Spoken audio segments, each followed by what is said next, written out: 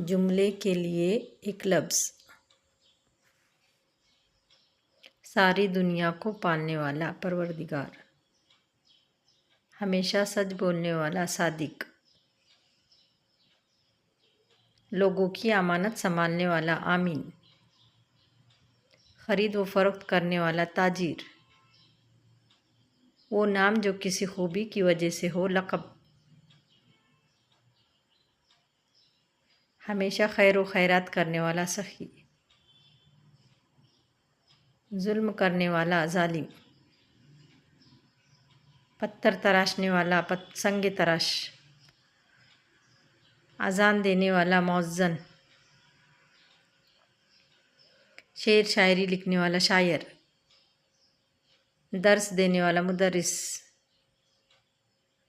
کتاب لکھنے والا مصنف. روزانہ شائع ہونے والا اخبار روزنامہ. احسان کرنے والا محسن.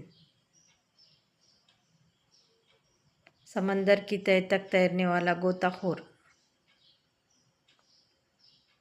کرتب دکھانے والا بازیگر. اداکاری کرنے والا اداکار. سونے چاندی کے زیور بنانے والا سونار. تقریر کرنے والا مقرر. اپنا کام خود کرنے والا خود کفیل. کام سے جی چرانے والا کام چور. عمارت بنانے والا معمار. بندر نچانے والا مداری.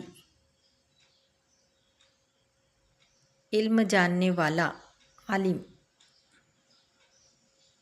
علم حاصل کرنے والا طالب علم. Like, share and subscribe.